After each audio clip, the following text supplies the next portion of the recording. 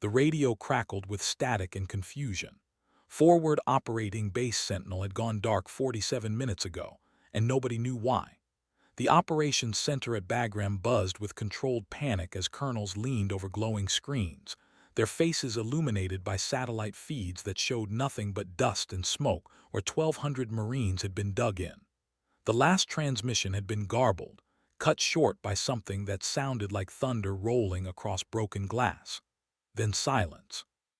The kind of silence that makes generals reach for whiskey they keep locked in desk drawers. Outside, the Afghan night pressed against the windows like something alive and waiting. Captain Riene, Scarecrow, Voss sat in the briefing room corner, her flight suit still smelling of jet fuel and desert heat, watching senior officers argue about probabilities and protocols. She'd been grounded for 6 days after what they called an incident of poor judgment during her last sortie. What they meant was she'd ignored direct orders to abort and had stayed in the fight until her warthog was so shot up the crew chief cried when he saw it. The inquiry board had used words like reckless and unstable. They hadn't used words like the 43 Marines she'd covered during their extract, every single one of them alive, because she'd put her aircraft between them and a wall of RPGs. Now she sat forgotten, a ghost at her own wake, while men with perfect service records debated rescue operations for a base that might already be a graveyard. The thing about Riene Voss was that she'd learned to fly in her father's crop duster over Kansas wheat fields that stretched to infinity. She'd learned to fight over Fallujah in 2007, flying missions so low her wingtips nearly kissed the rooftops. And she'd learned to disappear into herself after they'd pulled her from a burning cockpit outside Kandahar, her co-pilot already gone, his last words still echoing in her skull during the small hours when sleep wouldn't come. The brass saw a problem. Her squadron saw a legend who'd forgotten how to quit. The enemy had learned to recognize the sound of her particular aircraft, the way its damaged port engine sang a half-step lower than it should. They'd started calling her something in Pashto that translated roughly to the scarecrow that bleeds. She wore the call sign like a scar. Tonight, while colonels argued and satellite feeds showed nothing, Riene studied the topographic map on her tablet, tracing elevation lines with one calloused finger, seeing patterns in the terrain that reminded her of Kansas canyons where wind played tricks with sound. The briefing room door banged open and Major Carver strode in, his face carved from granite and bad news. He didn't look at the colonels. He looked directly at Riene, and something in his eyes made her spine straighten. "Scarecrow," he said, and the room went quiet. "How fast can you get airborne?" She was on her feet before he finished the question, already calculating fuel loads and weapons configurations, already feeling the stick in her hands and the warthog's violent grace beneath her. "My bird's still torn up from last week," she said, voice level, giving him the truth because Carver had always given it back. "They've got her half disassembled in the maintenance hangar." Carver's jaw tightened. "We've got a backup aircraft. It's older than you are and it handles like a dump truck with wings, but it's got a full combat load and both engines turn." He crossed the room in 3 strides and stood close enough that she could see the fatigue lines around his eyes. "Sentinel's not responding. We've got probable mass casualty situation and unknown hostiles. The fast movers are still 30 minutes out and we need eyes on target now. I need someone who can get low, get dirty, and get out." Around them, the colonels stirred and muttered, but Carver didn't acknowledge them. His focus was absolute. "Tell me you can do this." Riene met his eyes and saw what he wasn't saying, that she was expendable, that this was a suicide flight disguised as reconnaissance, that if she died out there, it would solve the administrative headache her continued existence represented. She smiled, and it was the smile of someone who'd already made peace with violent ends. "Sir, I can be wheels up in 8 minutes." Carver nodded once, sharp and final. "Then get to the flight line. Your weapons officer is already pre-flighting." He handed her a tablet with coordinates and frequency assignments. "Scarecrow, if you find them alive, you bring them home. If you find them dead, you make whoever did it regret being born. Clear. Crystal, sir." She was already moving toward the door when one of the colonels, a staff officer with 3 rows of ribbons earned behind desks, cleared his throat. Major Carver, Captain Voss is currently under administrative review. She's not cleared for combat operations. The room temperature seemed to drop 10 degrees. Carver turned slowly, and when he spoke his voice could have etched steel. Colonel, with respect, I don't give a damn about your paperwork. I've got Marines dying in the dark and I'm sending my best pilot. You want to court-martial me for it. There'll be a line forming after we bring our people home. The colonel's mouth opened and closed like a fish drowning in air, but Carver had already turned back to Renee. Go, he said simply. She went. The corridors blurred past as she ran, her boots hammering concrete, her mind already in the cockpit running through pre-flight sequences. The night air hit her like a wall of heat when she burst through the exterior door, and there, on the flight line, illuminated by harsh sodium lights, sat the oldest A-10 warthog she'd ever seen. Chief Warrant Officer Dallas A. Mercado stood beside the aircraft, her coveralls streaked with hydraulic fluid and something that might have been blood. They pulled her out of the boneyard 3 months ago, Dallas A. shouted over the auxiliary power unit's scream. She flew interdiction missions in Desert Storm, hasn't been in combat since '91. Renee walked around the aircraft, running her hands over aluminum skin that remembered wars fought before she was born. The paint was faded, the nose art. A grinning scarecrow holding a scythe was barely visible under decades of scratches. But the 30mm cannon looked hungry, and the hardpoints were loaded with enough ordnance to level a city block. What's her quirks? Renee asked, because every aircraft had them, personality defects born from thousands of hours of violence. Port engine runs hot. Starboard hydraulics leak. She pulls left on takeoff and the stick is stiffer than regulation.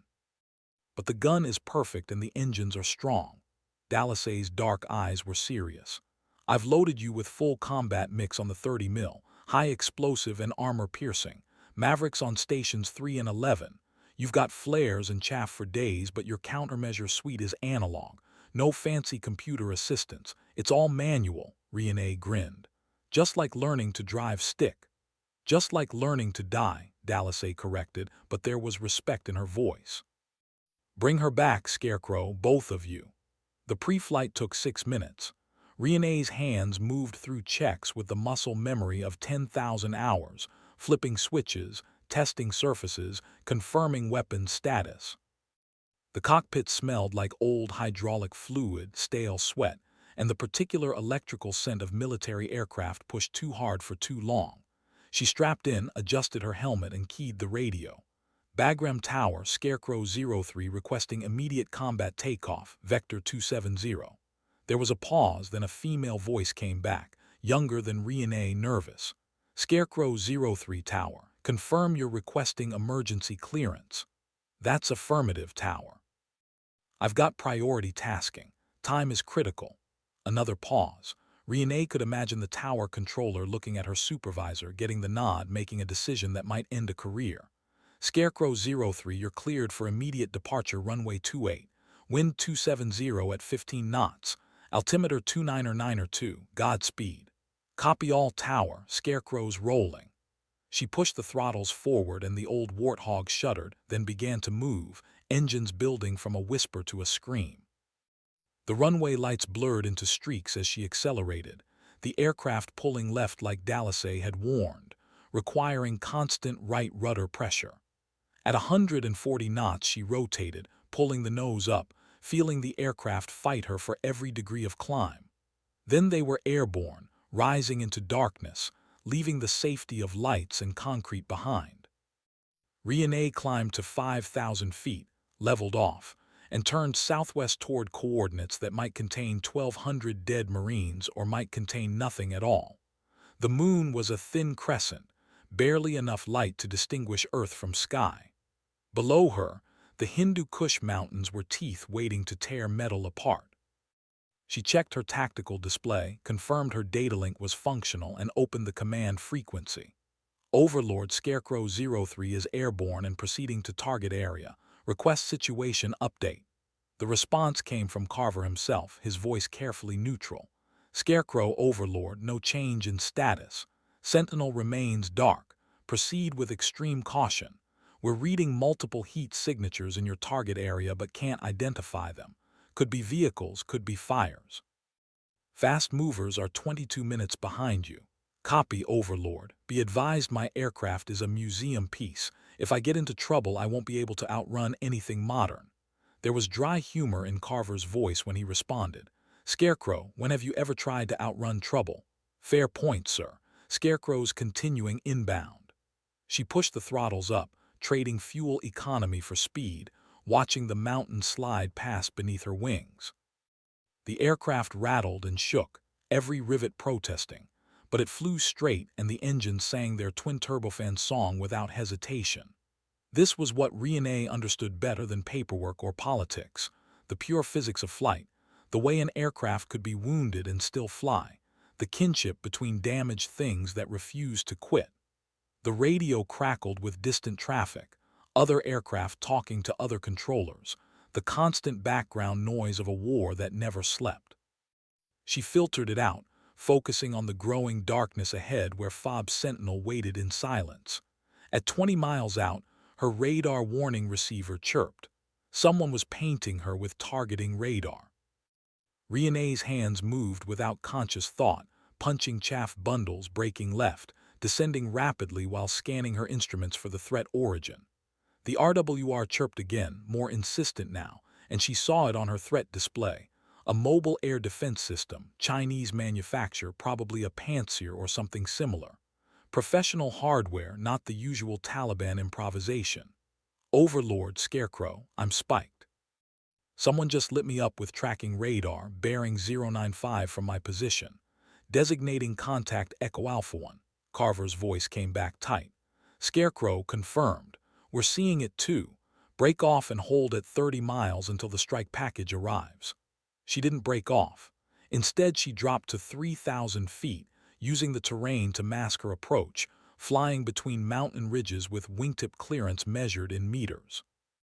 The Warthog wasn't built for this kind of flying, but Riene had learned long ago that regulations were suggestions written by people who'd never been shot at. The radar lock broke as she disappeared into the terrain shadow, but now she knew what she was dealing with. Someone had set a trap. Fob's sentinel hadn't just gone dark. It had been taken. Overlord, Scarecrow, negative on the abort. These bastards are using our people as bait. If I pull back, they'll know we're onto them. I'm continuing approach, terrain masking, weapons hold unless fired upon. There was a long silence, then Carver's voice came back and she could hear the conflict in it. Scarecrow, I can't authorize that. Then don't, sir. I'll take the heat. She pushed deeper into the valleys, flying with night vision goggles now, the world rendered in shades of green phosphor. The Warthog's old airframe groaned and flexed, but it followed her commands with a loyalty that transcended engineering. At 10 miles from Sentinel, she began to see the first evidence of catastrophe. Smoke columns rising black against the stars, the orange glow of fires burning out of control. And there, scattered across the desert floor like a child's abandoned toys, the wreckage of vehicles and structures that had been a functioning military base an hour ago. Riene's hands tightened on the stick. She keyed the radio, keeping her voice professional, empty of the rage building in her chest. Overlord, Scarecrow has visual on Sentinel, multiple structures burning, significant destruction visible. I'm seeing vehicle wrecks and possible casualty sites. This wasn't just an attack. This was an assault. Someone came in force. Copy, Scarecrow. Can you identify hostile forces? She banked the aircraft, circling at 3,000 feet, using her targeting pod to scan the base. The infrared image showed dozens of heat signatures moving through the wreckage, organized patterns of movement that spoke of military discipline. And there, parked in what had been the base motor pool, a line of vehicles that made her blood freeze. Overlord, I've got approximately 50 to 70 dismounts, organized into fire teams, conducting systematic sweep of the base. I'm also seeing at least a dozen technical vehicles and 3, possibly 4 armored personnel carriers. These aren't insurgents. This is a uniformed force. The radio exploded with overlapping voices as the implications registered. Someone had sent a small army to wipe out an American base. Someone wanted a massacre. and Renee was orbiting above it alone in an aircraft older than her career, watching it happen. The tactical frequency cut through the chaos, Carver's voice commanding. All stations maintain radio discipline. Scarecrow, can you identify the force? Uniforms, markings, anything. She tightened the zoom on her targeting pod, bringing individual figures into focus. What she saw made her breath catch. Overlord hostiles are wearing non-standard uniforms, mixed combat gear. No clear national identifiers, but their discipline is professional, their movement is coordinated, and their equipment is modern. This is a mercenary force or a proxy unit. An Overlord, I'm seeing American equipment mixed in. They've got our weapons, our radios.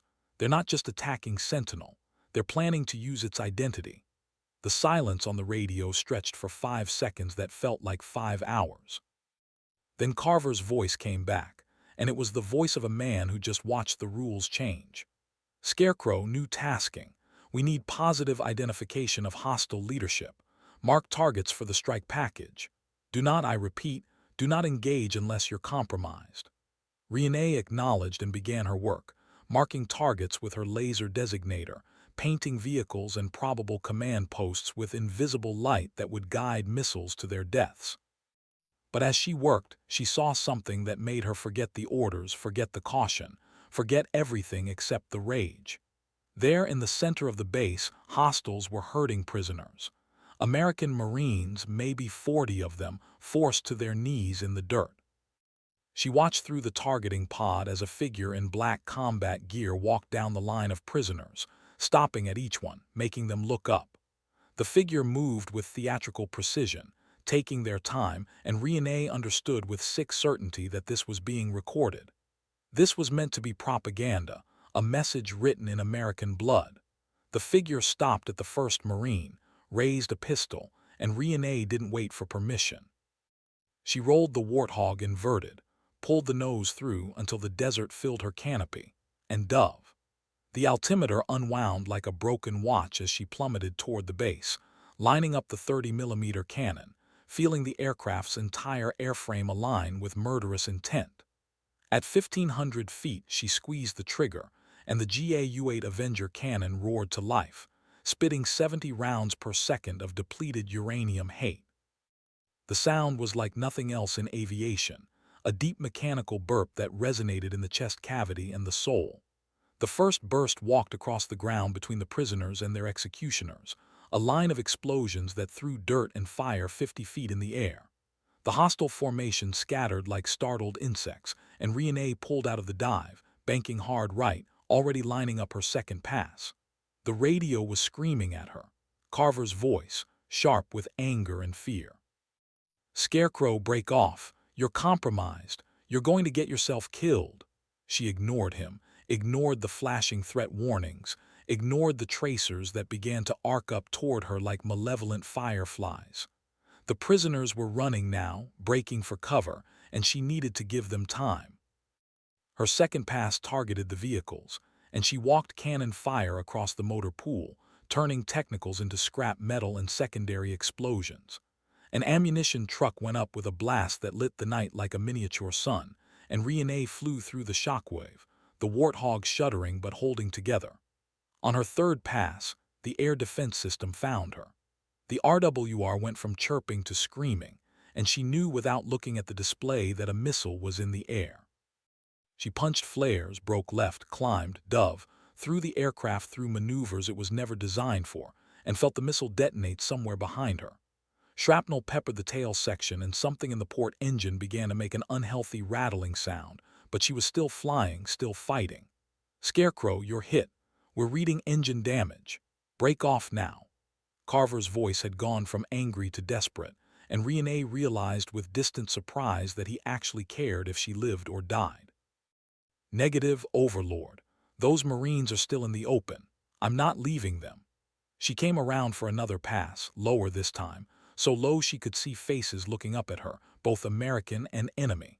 The cannon roared again, and this time she targeted the command post, the building where she'd seen the figure in black disappear. The 30mm rounds tore through concrete and steel like tissue paper, and the structure collapsed in a cloud of dust and fire. The port engine was definitely dying now, oil pressure dropping, temperature climbing. The Warthog was flying on one engine in anger, but it was enough. Renee pulled up, climbing away from the base, scanning for the prisoners. She found them, a group of 40 or so Marines who'd made it to the perimeter and were digging in, using the confusion to establish a defensive position. They had a fighting chance now. Maybe that would be enough. Overlord, Scarecrow, I've disrupted the execution and given the survivors a chance to fortify. Strike package should hit the remaining hostiles, but be aware of the American position. Transmitting coordinates now. She was calm, professional, as if she hadn't just thrown away her career and possibly her life to save people whose names she didn't know. The radio was silent for a long moment, then Carver's voice came back, and there was something in it she'd never heard before, respect mixed with resignation. Copy, Scarecrow. The strike package is 4 minutes out. We've got your position. What's your aircraft status? Port engine is cooking itself to death. I'm showing oil pressure at 20% and dropping. Temperature is redlined. Starboard engine is good, but I'm not sure how long I can maintain altitude on one engine with this much battle damage. Scarecrow, set course for Bagram. We'll have emergency equipment standing by. She looked at her fuel gauge, did the math in her head, and knew the truth. Negative, Overlord. I don't have enough fuel to make it back, not on one engine. I'm going to orbit until the strike package arrives, make sure our people are safe, then find a place to put her down. Scarecrow, the nearest suitable landing zone is 40 miles northeast. You'll never make it. Then I guess I'll find an unsuitable one. She was smiling as she said it, that same smile from the briefing room, the smile of someone at peace with consequences. The next 4 minutes were a lifetime compressed into seconds. She watched the Marines below establish a perimeter, watched them drag wounded to cover, watched them transform from victims into fighters. She watched the hostile forces regroup, watched them realize they'd lost the advantage, watched them begin to withdraw. And she watched the night sky light up with the arrival of the strike package, F-15s dropping precision munitions, turning the base into a kill box from which nothing would escape. The strike package lead, call sign Viper 11, came up on frequency. Scarecrow, Viper flight is on station. We're tracking multiple targets. Thanks for painting the party. That was some impressive flying. Viper 11, Scarecrow, targets are everything in the base perimeter except the northern section. American forces are dug in there, approximately 40 personnel. How copy? Good copy, Scarecrow. We've got them marked. You should probably clear the area before we start dropping. Already working on that, Viper. Try not to hit me on your way in. She turned north, nursing the dying Warthog away from the base, climbing as high as the single engine could manage. Behind her, the night turned to day as precision bombs found their targets, erasing the hostile force with clinical efficiency. The port engine finally gave up at 12,000 feet, the turbine seizing with a grinding scream that she felt through the airframe. The fire warning light blazed red, and she pulled the extinguisher handle, flooding the engine compartment with halon. The fire went out, but now she was flying a glider with one working engine and the glide ratio of a brick. Overlord, Scarecrow, port engine is done. I'm single engine looking for a place to set down. The map showed nothing but mountains and desert for 60 miles in every direction. No roads, no flat spaces, nothing that looked remotely like a runway, just rocks and sand and the certainty of impact. Carver's voice was steady now, the voice of someone talking a friend through the end. Scarecrow, we're looking at satellite imagery. There's a dry lake bed at your 11 o'clock, 15 miles. It's rough, but it's flat. I'll take it, transmitting my position now. She turned the aircraft, feeling it respond sluggishly, the single engine straining. The altimeter unwound steadily. 10,000 feet, 9,000, 8,000. The dry lake bed appeared in her night vision, a pale expanse of cracked earth that looked about as welcoming as a coffin. At 5,000 feet, the starboard engine began to surge, fuel flow interrupted by damage she couldn't see. At 3,000 feet, it died completely. The cockpit went quiet except for the wind noise and the electronic beeps of dying systems. Renee Voss had a choice. She could eject, save herself, let the aircraft crater into the desert floor. Or she could ride it down, try to save the old bird that had carried her through the fight. It wasn't really a choice at all. She'd never abandoned an aircraft in her life, and she wasn't starting now. Overlord, Scarecrow, both engines are dead. I'm gliding in. If this doesn't work out, tell Dallasay she was right about the hydraulics. She didn't wait for a response. She was too busy flying, trading altitude for distance, stretching the glide, aiming for the lakebed's center. The ground rose up with terrible speed. At 500 feet she could see individual rocks, cracks in the hardpan, the impossible roughness of terrain that was never meant to receive an aircraft. At 200 feet she lowered the landing gear, heard it lock into place with a reassuring chunk. At 50 feet she pulled the nose up, bleeding off speed, preparing for impact. The Warthog hit the lakebed at 130 knots, main gear first, and the world became violence. Gear struts compressed, rebounded, and the aircraft bounced, slamming back down with enough force to crack teeth. The nose gear hit and shattered, and suddenly Renee was riding a 20-ton sled with no brakes, plowing through dirt and rocks, the airframe shrieking as metal tore and buckled. She fought the stick, keeping the wings level, riding it out, feeling every impact in her spine and skull. The canopy cracked. Warning lights blazed and died. Somewhere behind her, a fuel cell ruptured and began to leak. The aircraft slewed left, right, left again, carving a furrow in the desert floor. And then, after what felt like hours but was probably 15 seconds, it stopped. Renee sat in the broken cockpit, hands still on the stick, breath coming in ragged gasps. She was alive. The aircraft was destroyed, but she was alive. She keyed the radio with shaking hands. Overlord, Scarecrow is down.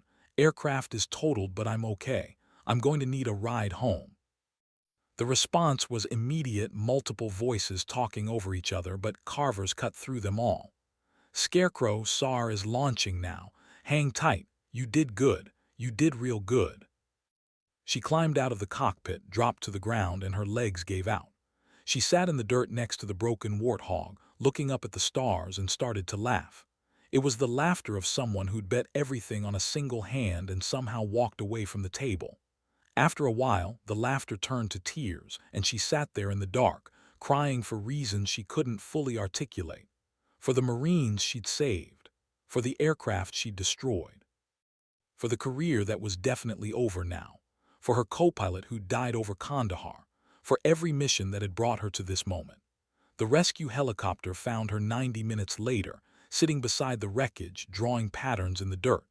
The pararescueman who jumped out took one look at her, at the destroyed aircraft, at the debris field stretching a quarter-mile behind them, and just shook his head. "Ma'am, that is the worst landing I've ever seen someone walk away from." Renee looked up at him and smiled. "Then you should have seen my good ones." They flew her back to Bagram as dawn broke over the mountains, painting the Hindu Kush in shades of gold and blood. She could see the smoke still rising from Fob Sentinel, could see the rescue birds working the site, pulling survivors out. 43 Marines had been saved. 43 people who would go home to families and futures. It was enough. It had to be enough. The debriefing lasted 6 hours. They wanted every detail, every decision, every moment from takeoff to crash. Renee gave it to them in flat, emotionless prose, leaving out the fear and the rage and the strange joy of combat. When they asked why she disobeyed orders, she gave them the only answer that mattered. "They were killing our people. I stopped them. That's the job." The inquiry board reconvened 3 days later.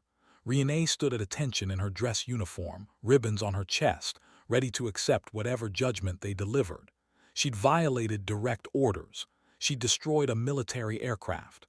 By any reasonable standard, she deserved court-martial and dishonorable discharge. Colonel Henderson, who chaired the board, looked at her for a long moment before speaking. "Captain Voss, your actions during the Sentinel incident were reckless, insubordinate, and in direct violation of multiple regulations." He paused, and something that might have been a smile touched his lips.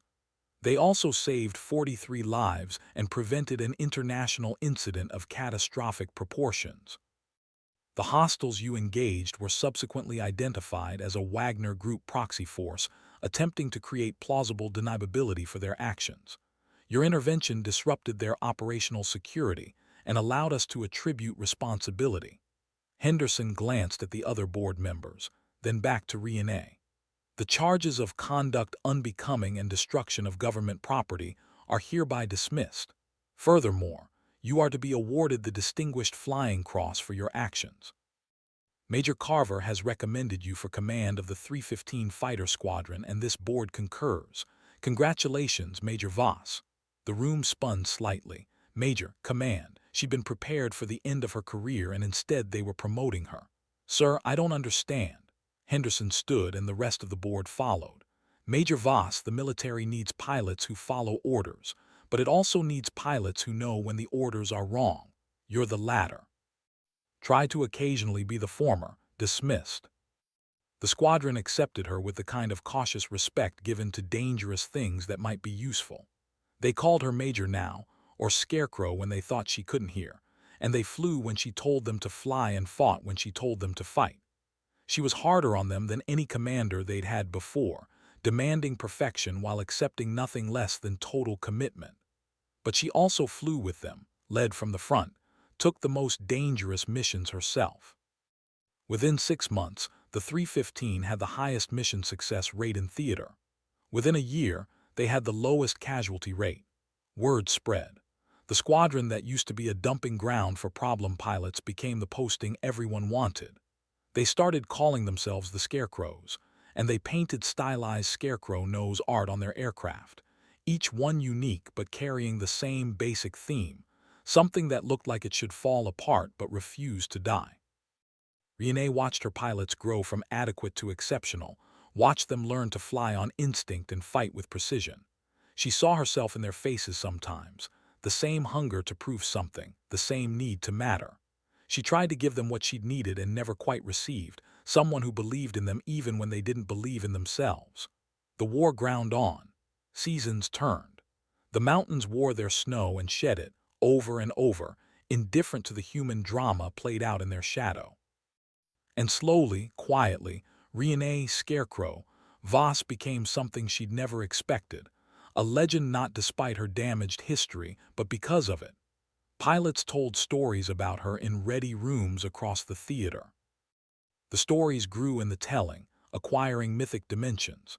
Some were true, like the time she'd flown a combat mission with a cracked canopy and frost forming on her instruments, bringing her whole squadron home through a blizzard. Some were exaggerated, like the story that she'd shot down a helicopter with her cannon while inverted, which was physically impressive but tactically stupid. And some were completely fabricated, like the rumor that she'd once landed on a highway to refuel from a gas station. But beneath all the stories was a kernel of truth that every pilot recognized. Renee Voss would fight for you until there was nothing left to fight with, and then she'd find something else. 2 years after Sentinel, she sat in the operations center at Bagram, now a full colonel, watching a new generation of lieutenants receive their first combat briefing. They looked impossibly young, their flight suits still crisp, their confidence still untested. Major Chen, her executive officer, leaned over and whispered, "Think they're ready." Renee watched the lieutenants, saw the nervousness they tried to hide, the bravado that wasn't quite convincing. She saw herself at that age before Fallujah and Kandahar and all the other places that had left scars on her soul. "No," she said quietly, "but they'll learn. We all do." The briefing officer, a captain Renee had trained personally, was going through the mission parameters with practiced efficiency. Close air support for a ground offensive in Helmand Province, significant anti-aircraft threat, expected contact with hostile forces, standard operating procedure for a war that had become routine. One of the lieutenants raised his hand. "Sir, what if we take fire and have to abort?" The captain looked at Renee, and she stood, drawing every eye in the room. "You don't abort," she said, her voice carrying to every corner of the space. "You adapt, you find another approach, you get creative, you complete the mission." She walked to the front of the room, her boots echoing on the concrete floor.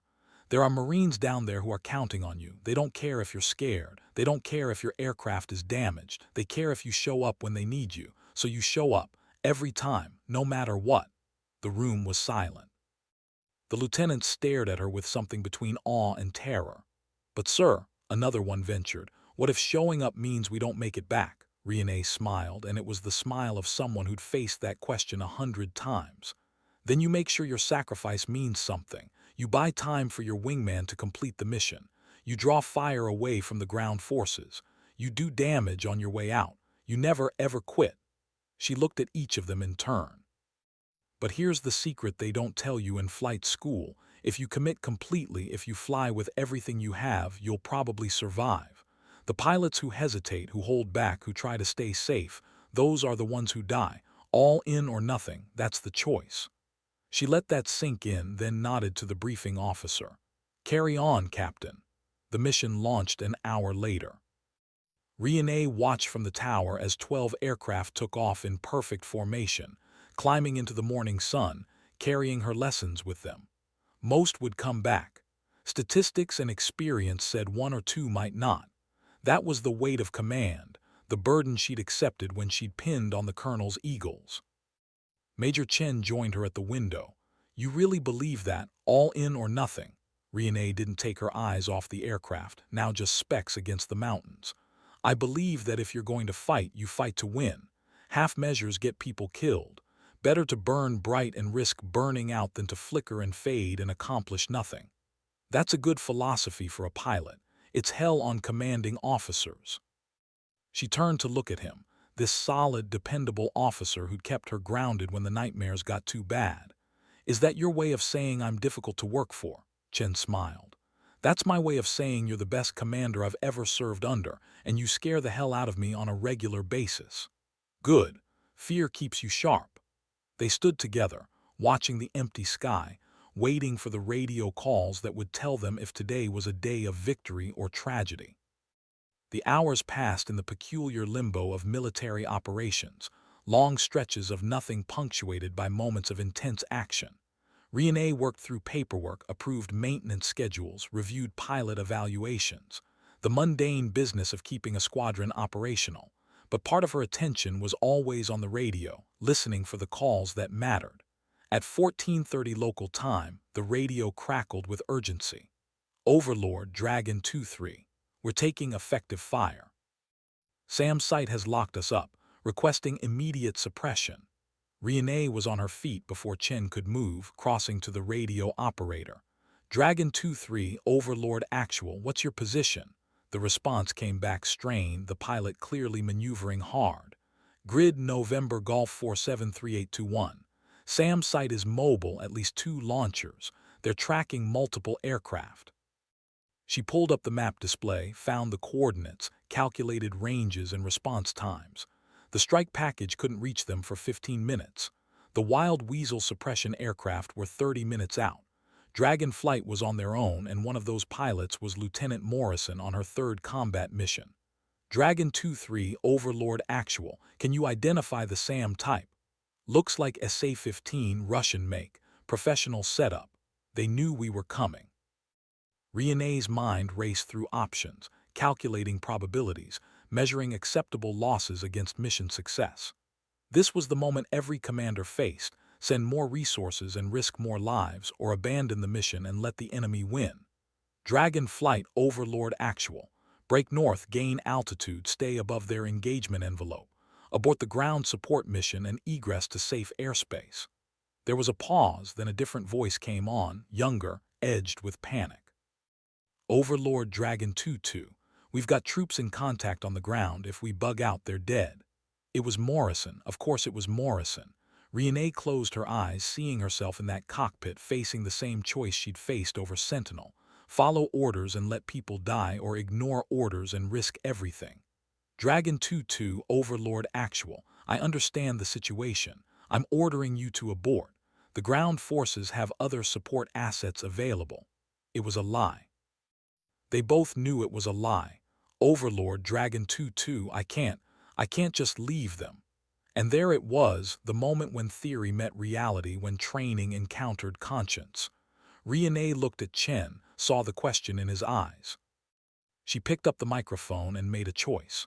Dragon 2-2, Overlord Actual, listen to me carefully. I know what you're thinking, I know what you want to do.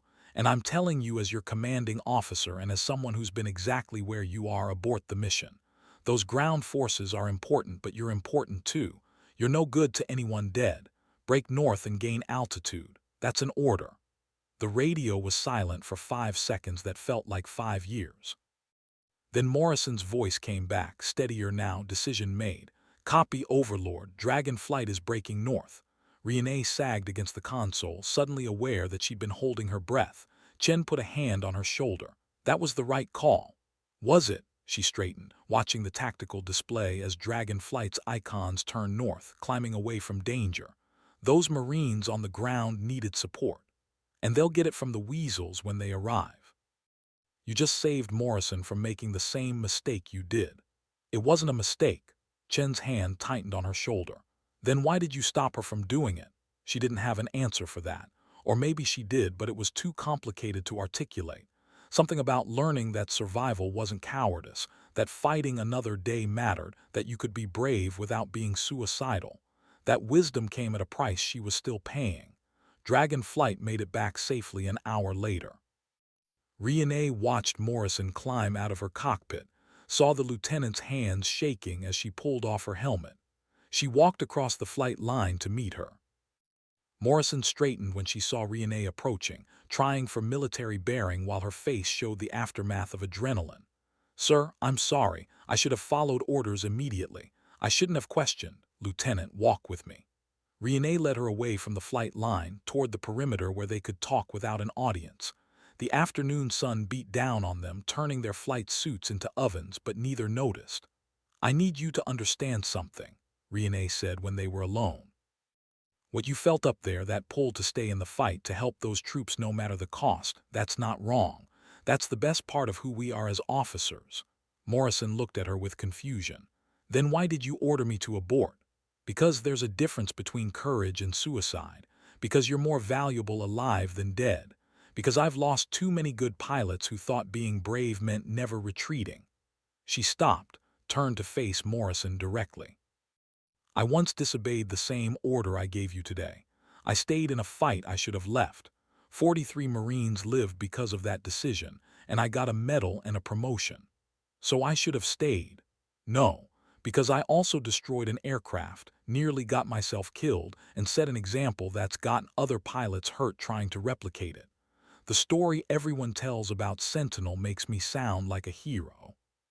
What they don't talk about is the 3 pilots who have been shot down in the last 2 years trying to be me, trying to prove they're just as committed, just as fearless." Morrison's face shifted as understanding dawned. "You're saying I would have been trying to prove something. I'm saying you would have been fighting for the wrong reasons. When I stayed over Sentinel, it was because I had a specific tactical advantage, surprise, weapons optimized for the threat, and a dying aircraft that wasn't much loss if I crashed it. You had none of those factors. You would have died, Morrison, and those Marines would still have died because one A-10 against a professional SAM site isn't combat, it's assisted suicide." The words hung in the air between them. Morrison looked away, blinking hard. "It feels like cowardice, sir, leaving them behind." "I know, it did when I obeyed the abort order over Kundas in 2009 too. I listened to Marines screaming for support and I flew away because my aircraft was too damaged to help. They died, I lived, and I've had to make peace with that." "How do you do that, make peace with it?" Renee smiled sadly. "You don't. You just learn to carry it better. And you make sure that when you do fight, when you do take risks, it's for the right reasons and you have a chance of succeeding. You be smart instead of just being brave." They stood together in the heat, 2 pilots carrying different versions of the same weight.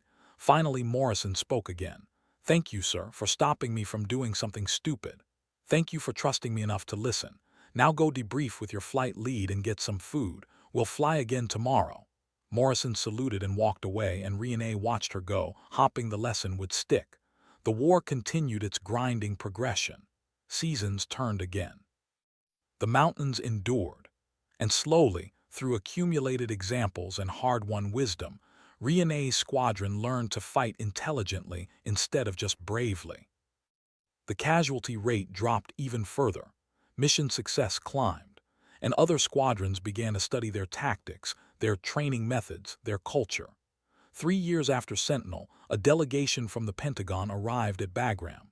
They wanted to discuss command philosophies and leadership methodologies. What they really meant was they wanted to understand how Riene had turned a squadron of misfits into the most effective strike unit in theater. She sat across a conference table from two generals and a colonel, all of them with more ribbons than she had and expressions that suggested they were humoring an oddity. Colonel Voss, the senior general began, a two-star named Patterson. Your squadron has the highest readiness rating, lowest casualty rate, and best mission success rate in the Air Force.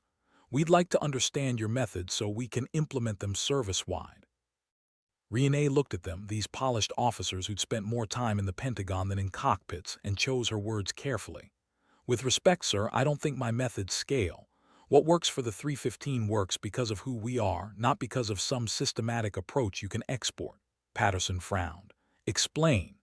My squadron is full of pilots who have been written off by someone. They're too aggressive, too independent, too damaged, too unconventional. I take the ones nobody else wants and I give them a purpose and a standard. They fly for me because they know I won't quit on them the way other people have. The colonel, a personnel officer named Rodriguez, spoke up. That sounds like a command culture built around personal loyalty rather than institutional discipline. That's not sustainable. Absolutely right, Riene agreed. When I leave, the squadron will probably revert to mediocrity, unless my successor understands the same truth, which is that pilots fight hardest when they're fighting for each other, not for abstractions like country or duty. We tell ourselves pretty lies about honor and service, but in the cockpit when the missiles are flying, you fight for the wingman who's counting on you. You fight because letting them down is worse than dying. Patterson leaned back, studying her. That's a very cynical view, Colonel. It's an honest view, sir, and it's why my pilots will fly into hell if I ask them, because they know I'll be right there with them, and they know I'll move heaven and earth to bring them home. The three officers exchanged glances. Rodriguez made notes on his tablet. Patterson steepled his fingers and regarded Riene with something between respect and concern.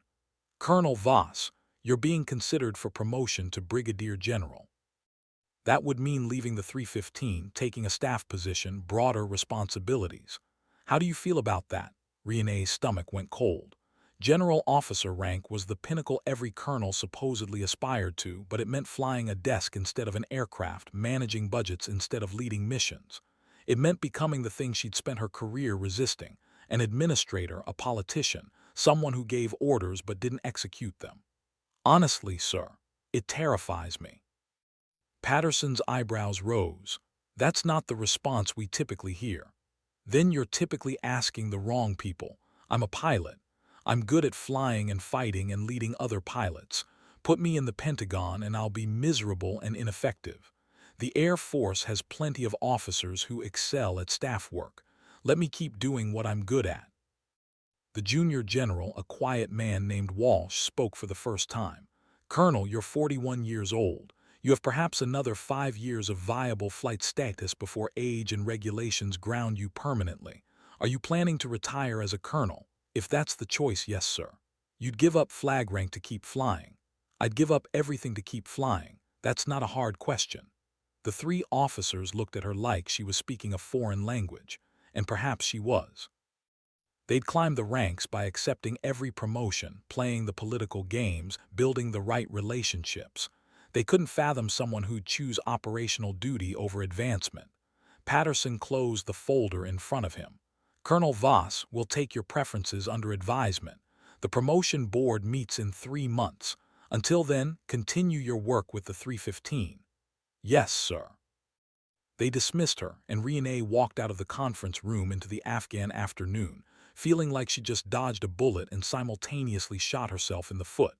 Chen was waiting outside, leaning against a concrete barrier, smoking a cigarette he wasn't supposed to have. How'd it go? They want to promote me to general and stick me behind a desk. And you told them no. I told them I'd rather keep flying. Chen took a long drag, exhaled smoke toward the mountains. You know they'll do it anyway, right? The Air Force doesn't let colonels turn down stars. They'll promote you and assign you somewhere you can't refuse, and you'll spend the rest of your career attending meetings and writing policy papers. Then I'll retire. Scarecrow, you can't retire. Flying is the only thing that keeps you sane. He was right, and they both knew it. Without the missions, without the purpose, Renee would have nothing but time to think about all the ghosts that lived in her head, her co-pilot's last words, the Marines she'd saved and the ones she hadn't, the sound her aircraft made when it tore itself apart on the lake bed. "I'll figure something out," she said, not believing it. "I always do." Chen dropped the cigarette and ground it under his boot. "For what it's worth, I hope you do. You're the best commander I've ever served under, but you're also the worst at taking care of yourself. Try to work on that." He walked away, leaving Renee alone with her thoughts and the mountains that had witnessed everything. She looked up at the sky, that infinite blue that had been her home and refuge for 20 years, and wondered how much longer she could keep flying before gravity finally won. The answer came 3 months later, and it wasn't what she expected. The promotion board met and made their decision. Brigadier General Rene Voss, assigned to Air Combat Command as Deputy Director of Operations, effective immediately. She read the orders in her quarters at Bagram, surrounded by 3 years of accumulated belongings that would fit in 2 duffel bags. She read them twice, looking for some clause that would let her refuse, some regulation she could invoke. There was nothing. The Air Force had decided her future, and her opinion was irrelevant. Major Chen found her an hour later sitting on her bunk staring at nothing. "So it's real. It's real. What are you going to do? What choice do I have? I can accept the promotion and hate my life, or I can refuse and get forced into retirement. Either way, I stop flying." Chen sat down beside her, the bunk creaking under their combined weight. "There is a third option." "Which is?" "Go down fighting. Accept the promotion, take the new assignment, and be yourself. Be so aggressively, uncompromisingly yourself that they can't ignore you. Push for the changes you think are needed. Make their lives so difficult that they either implement your ideas or send you back to the field." Renee looked at him, saw the serious expression, the challenge in his eyes. "You're suggesting I become a troublemaker at the Pentagon. I'm suggesting you become the same thing there that you were here, the person who refuses to accept the way things are when the way things are is wrong. They're promoting you because you get results. Make sure you keep getting results, even if it pisses people off." It was a terrible plan with almost no chance of success. It would probably end her career in disgrace. It would definitely make enemies and burn bridges. She smiled. "Okay. Okay. I'll do it. I'll go to the Pentagon and I'll be the same pain in the ass I've always been. And if they court-martial me for it, at least I'll go down being myself." Chen grinned. "That's the scarecrow I know." She left Afghanistan a week later, flying out on a transport full of soldiers heading home. She looked back at the mountains as they climbed away, memorizing the landscape that had defined the last 5 years of her life. Somewhere down there, the 315 was flying missions without her. They'd continue the fight, carry on the legacy, probably be fine. That's what she told herself anyway. The Pentagon was exactly as soul-crushing as she'd feared. Endless meetings about budgets and procurement and personnel policies. Briefings that could have been emails. Emails that should have been nothing. A daily grind of bureaucracy that made flying combat missions feel restful by comparison. But Renee kept her promise to Chen. She was herself, aggressively and uncompromisingly. When generals proposed cutting training hours to save money, she argued loudly that undertrained pilots were coffins with wings. When procurement wanted to buy cheaper aircraft with inferior systems, she produced studies showing how that would increase casualties. When personnel policies conflicted with operational reality, she ignored the policies and dared anyone to stop her. She made enemies. The Chief of Staff's executive officer, a colonel who'd never heard a shot fired in anger, began keeping a file of her infractions. The budget director, a general who thought warfare was a spreadsheet problem, actively lobbied for her removal. The head of personnel, an administrator who believed regulations were sacred, filed formal complaints about her unprofessional conduct. But she also made changes. Flight training hours increased. Procurement standards improved. Personnel policies began to acknowledge that combat was messy and rules needed flexibility. It was slow, incremental progress measured in small victories, but it was progress nonetheless. And then, 18 months into her Pentagon assignment, everything changed again. The phone call came at 0300 on a Tuesday morning. Renee answered it still half asleep, expecting an emergency, a crisis, bad news from overseas. Instead, it was the Secretary of the Air Force, a political appointee she'd met exactly once. "General Voss, sorry to wake you. We have a situation." She was immediately awake, mind racing through possibilities. "What kind of situation, sir?" "The kind that needs someone who knows how to fight and isn't afraid to break things. How quickly can you get to Joint Base Andrews?" 20 minutes if I skip the shower. What's happening?" "I'll brief you on the plane. We're going to Afghanistan. Bring your flight suit." The line went dead. Renee dressed in the dark, muscle memory guiding her hands through familiar routines. Flight suit, boots, wallet, orders. She was out the door in 6 minutes, driving through empty Washington streets at speeds that would normally draw police attention. At Andrews, a C-17 sat on the tarmac with engines already running. The secretary met her at the base of the ramp, looking tired and worried. "General Voss, thank you for coming so quickly. We have a crisis developing at Bagram." "What kind of crisis?" "The kind where the Taliban has taken advantage of our drawdown to launch a coordinated assault on